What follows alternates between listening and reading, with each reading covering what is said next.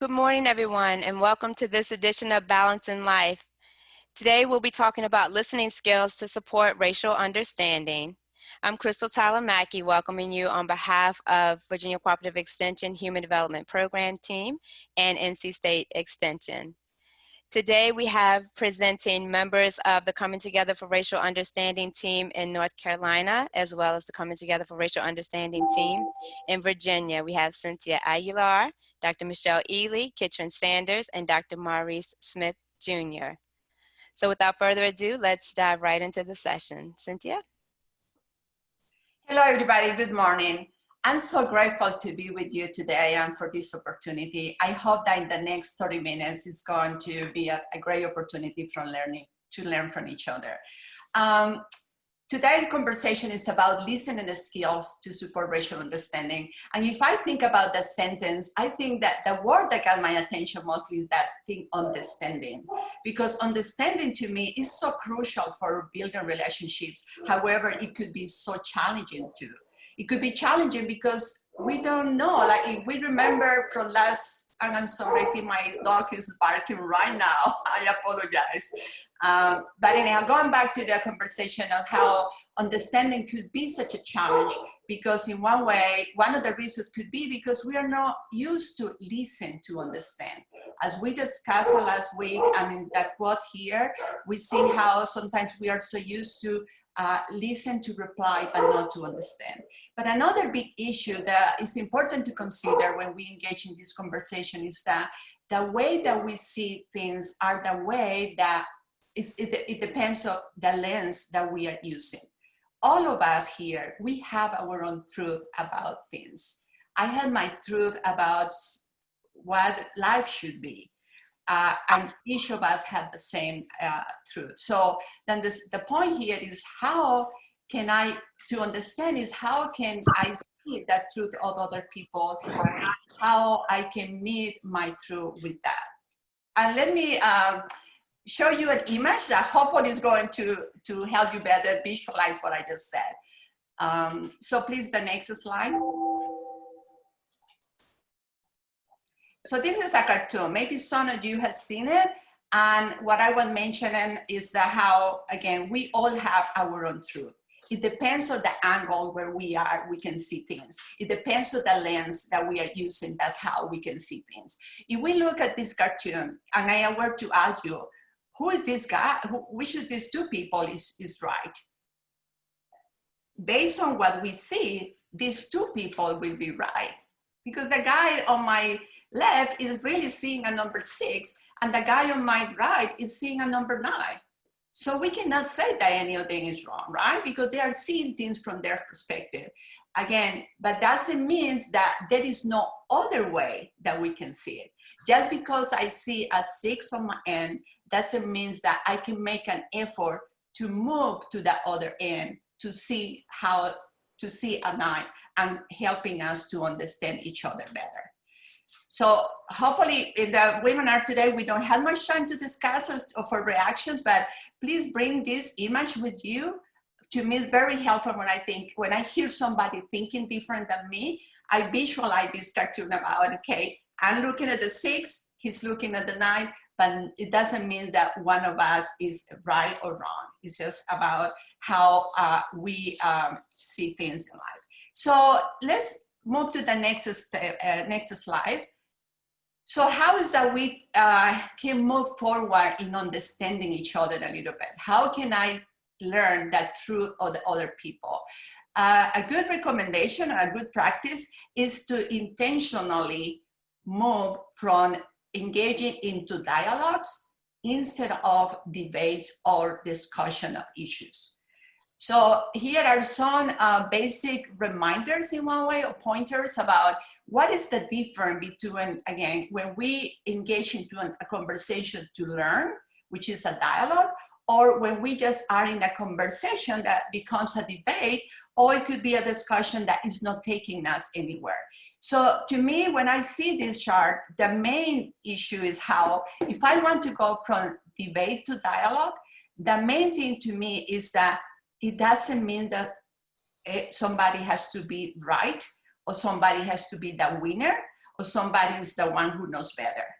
To me, dialogue is actually an opportunity for be equal, but also having that open-minded, like we will say, to understand each other. So you can, again, you will receive a copy of this PowerPoint so you can read it and study and process better at home or with other ones.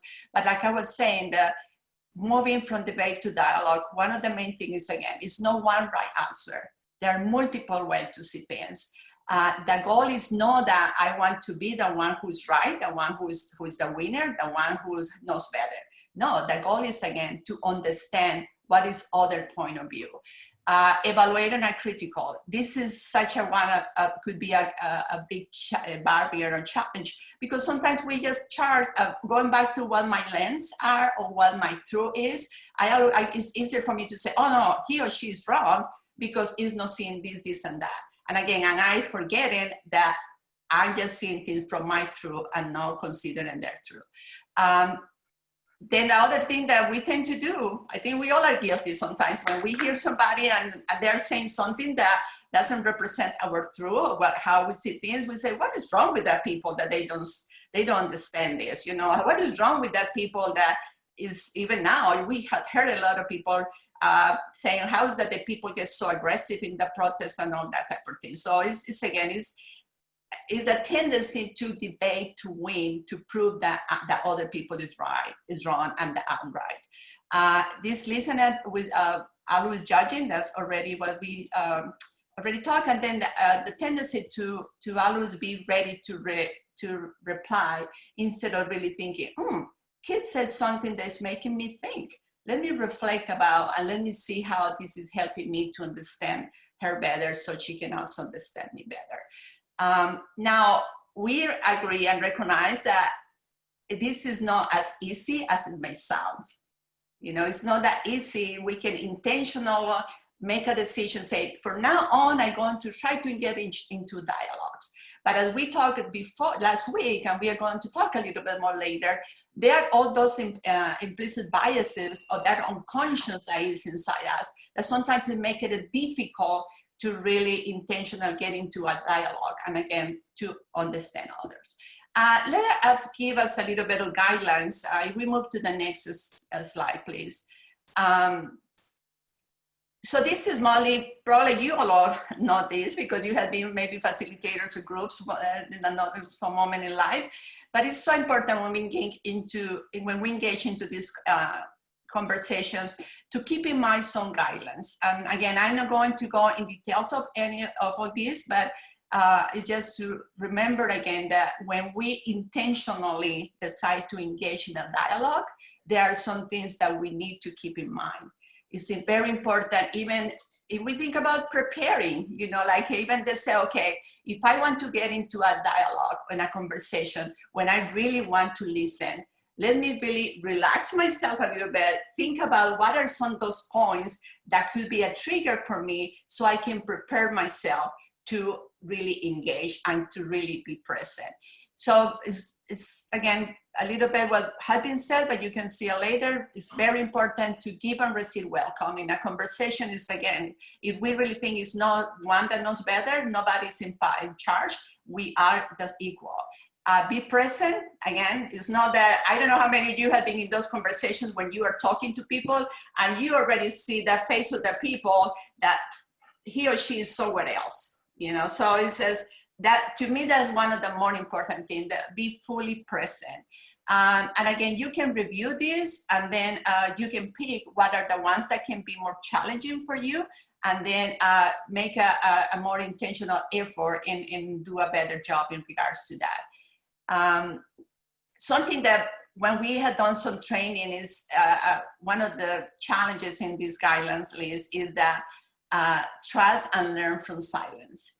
Because I think for many people it's really difficult to manage that silence.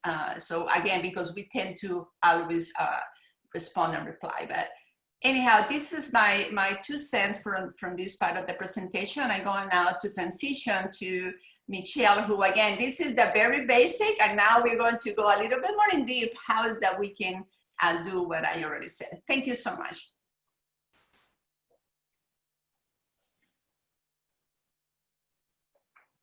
Hello, everybody. Thank you again for the opportunity to present with you all today. But the next couple of slides that we're dealing with is very heady, I will say. So if you're taking psychology or medicine, this is going to be like second nature to you. So one of the things that we want to kind of allude to the fact that our brain plays a role in this part in terms of how we perceive threats. And so if you think about our brain kind of separated in different parts, the amygdala and the hippocampus is part of that limbic system that kind of regulates certain behaviors, particularly threats. But also there's other processes that we do in that part of the brain, like motivation, emotion, our learning, memory, things, all of those things play a role.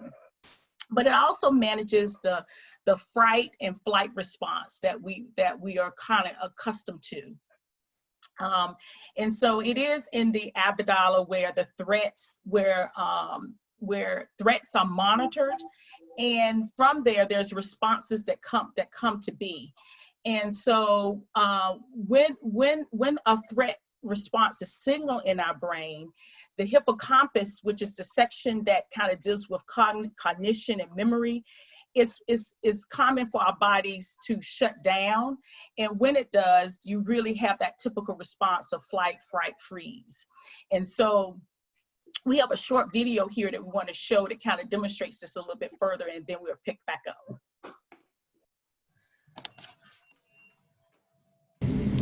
All right, so we've all heard of this concept of fight, flight, or freeze. That's what we as humans do. That is a very natural instinct whenever we are put in a position of fear or anxiety. So oftentimes in conflict, those are the choices that we automatically go to: fight, flight, or freeze. So what I want to talk about today is exercising your brain so that you don't automatically jump into those responses when faced with confrontation. Think about it this way.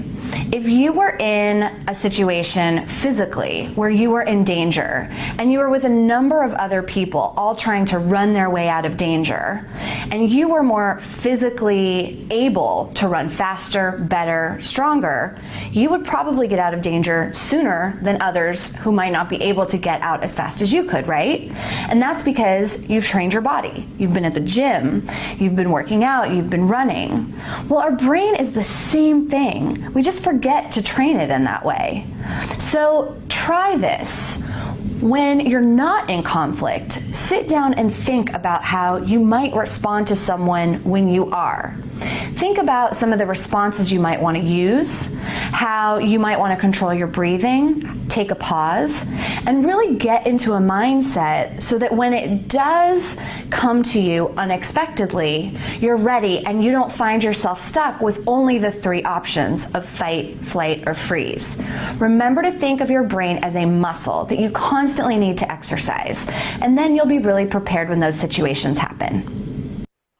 Okay. Thank you for that. So just kind of reemphasizing some of the things that the speaker was saying is that, you know, in the case that she gave, if you're in a situation where you feel frightened and you may feel like you need a bolt at the door, you know, that may be your instant response. But in some cases, some of us, we may decide to fight our way through or to fight the person that we feel is the aggressor. And so when we look at implicit bias, it's important for us to kind of understand what our minds and our bodies might be doing in instances where we feel that we're feeling threatened. And kind of be aware that there are some unconscious elements that are taking place in terms of making sure that you are aware of what might be happening and things of that nature. Next slide.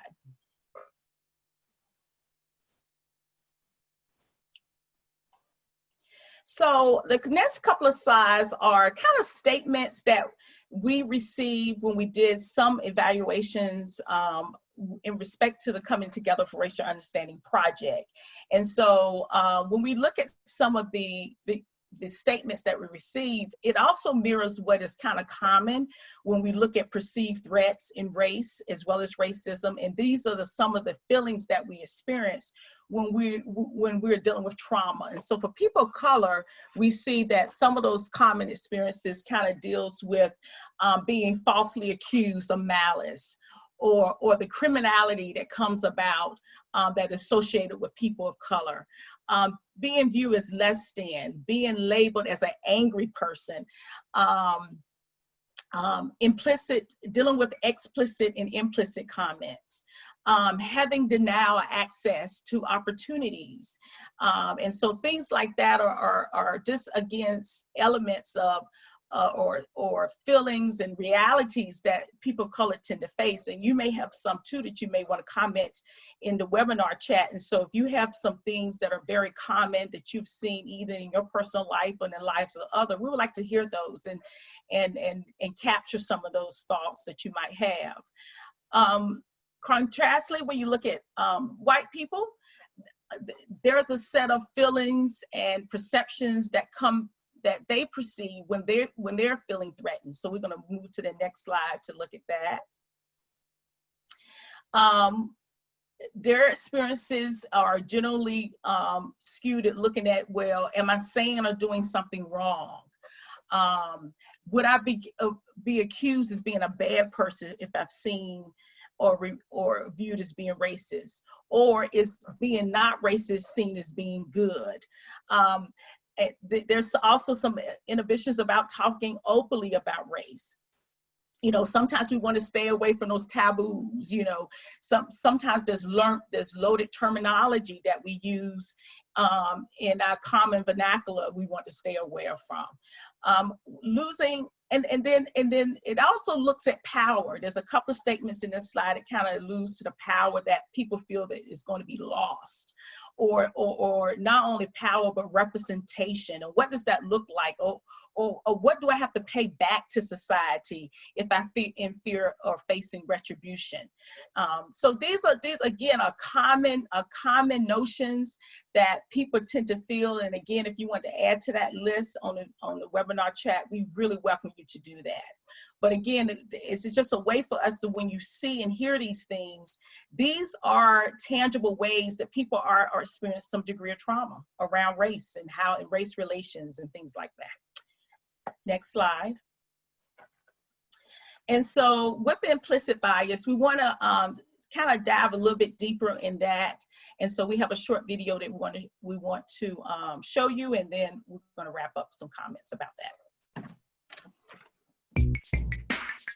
Let's look at how to measure bias in ourselves and in others. Here's Dolly Chuk from NYU.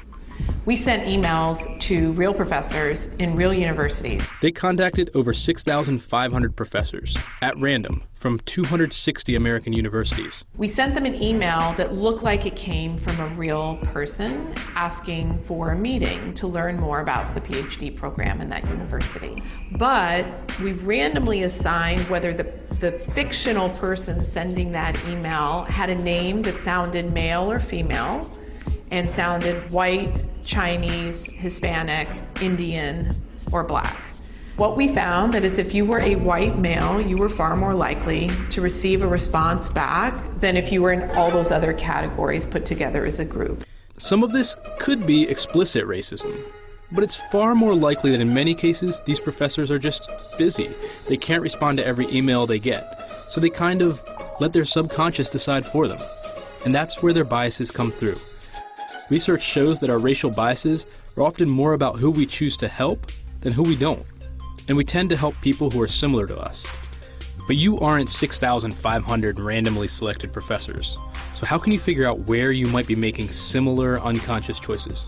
First, there's a well-known test online you can take that can help show you biases you hold. Or just do an audit. Whatever data you have, whether it's formal data in a computer or whether it's just data that's sort of anecdotal, look at the data. For example, I met this fantastic executive in Silicon Valley. He takes great pride in being someone who actively tries to achieve gender balance on his teams, knowing that Silicon Valley and tech are skewed heavily male. So he looked at his professional social network, his Twitter, his LinkedIn. he found his network was far more skewed male than he expected. So there's a place where he could actively work to shift that, and that's what he's been doing since then. So this is not a scientifically exact self-audit, but it can still be useful, and you can audit anything. So maybe start by taking that online test for bias. Maybe check out whose emails you're replying to. But you can also audit yourself for implicit bias by asking a friend to observe you in the real world. If you're a teacher, have people look at who you call on most in class, whatever your interactions are. One practical thing that people should do is take stock of their friends. It would be very useful for people to actually make lists of people with whom they spend time. Look for patterns. That's the audit. That's the assessment we can all do.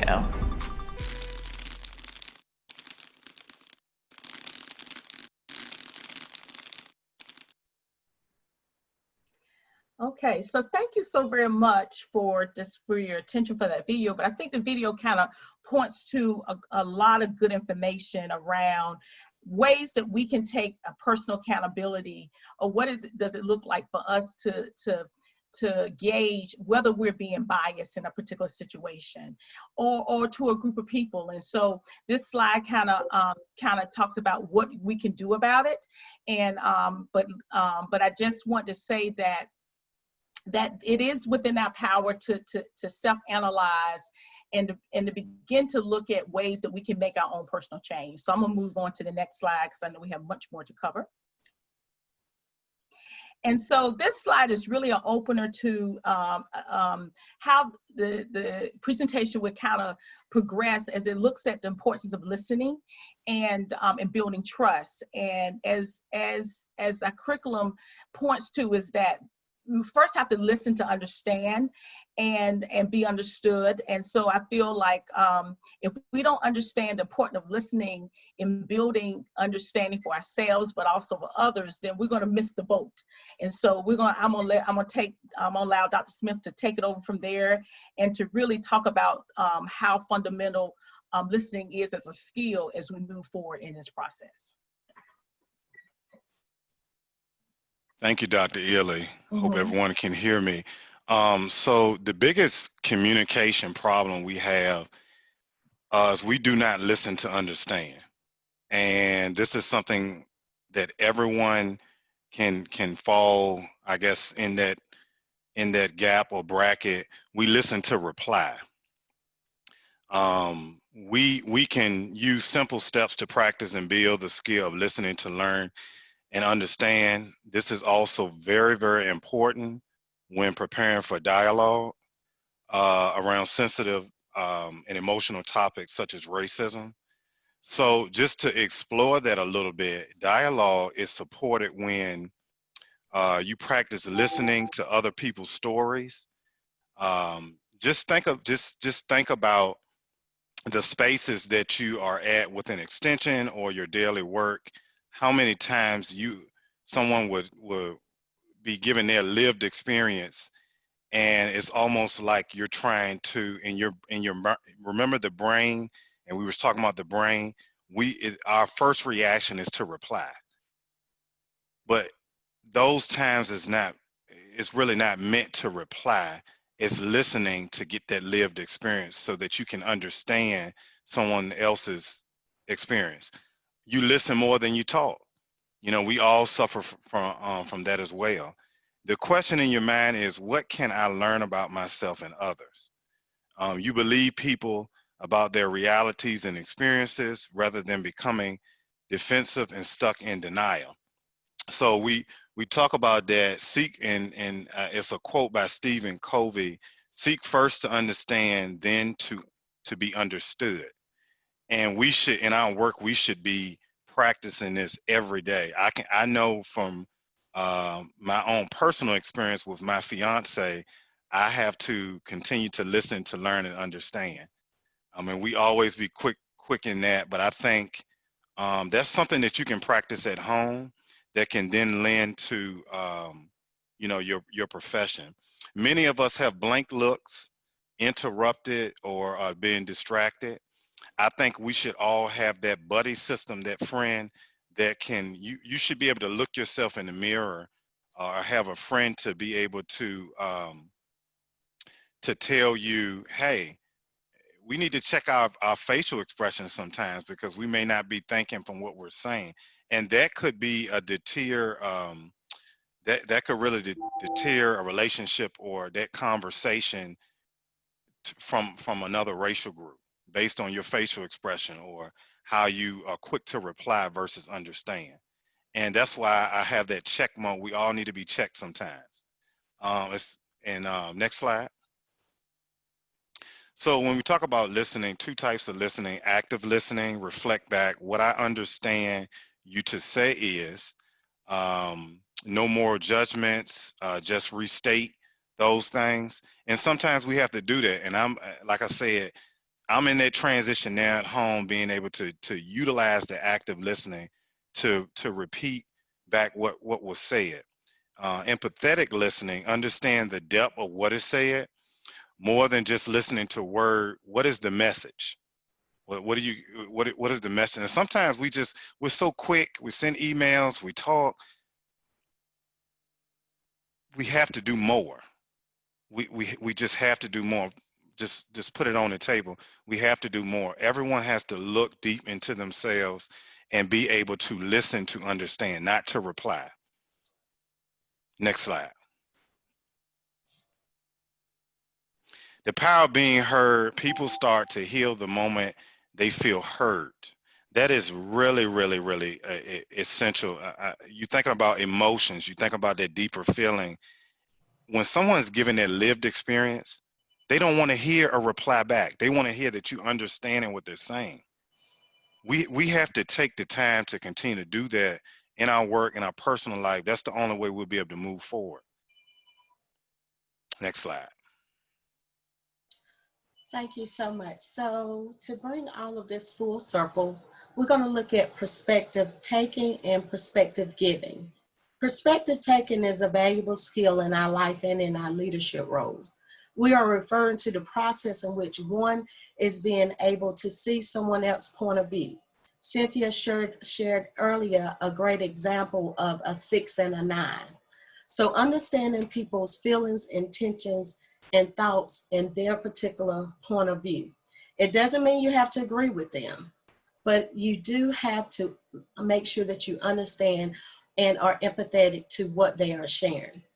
Many aspects of life influence our perspective, such as our experience, our values, our information available, our personal traits, and our personal biases. To understand those that see from another perspective, you must position yourself both physically and mentally. Perspective taking is a value that we look at to improve our race relations and advocate for social justice causes.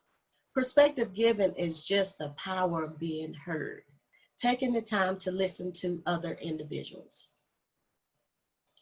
So Emil Bruno, which is a neuroscientist at MIT, kind of brings everything in a nutshell. And whenever you go through coming together for racial understanding, you have a dominant group and a non-dominant group. So taking the opportunity to listen to what each individual is being said, but you often want to take the time to listen to the non-dominant group, because sometimes you want to tend to, researchers believe that hearing the opposite group stories is beneficial because the members of the group in power are often feared about being blamed or the conflict that may arise. Therefore, listening, which you have heard a lot about, gives an opportunity for them to act vigorously and morally, and to show that they are actually good people. How often have you heard something about an individual and then after you take the time to listen to their perspective, you were like, oh, that's not a bad person. So just taking the time out to listen to others, then you will have an opportunity to bring all of these takeaways full circle. So as mentioned, our brains are wired for prejudice, biases, and polarization. It's quick and fast. Things that happen, we tend to say something quickly before we have a tendency to think about it. And our brain also is very wired for empathy and connection and critical thought and pro-social action. So if we are serious about this work, we must partner across differences, create opportunities for building empathy and emotional resilience, critically analyzing ourselves, our institutions, our communities, and our culture, and then commit to anti-racism action.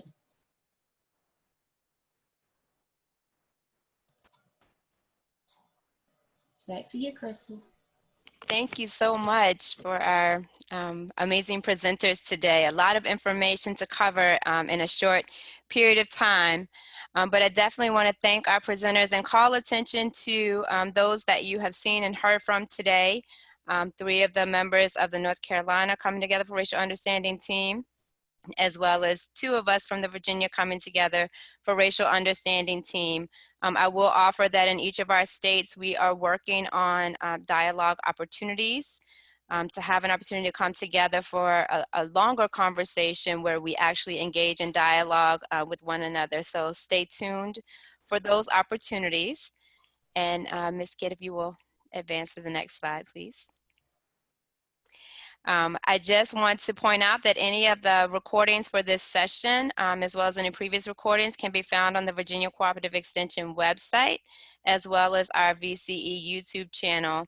And when the recording is available, we will send that out to all who have registered for this session, as well as a copy of the slides. And there was a request for an implicit bias online tool assessment. We will include that as well. We will also ask you for your feedback so we know what we cover and talk about next week and how you felt about this session. So I'd encourage you to reply to that survey. Having said that, thank you so much, wonderful presenters, and to all of you for being here, and hope everyone has a fantastic weekend.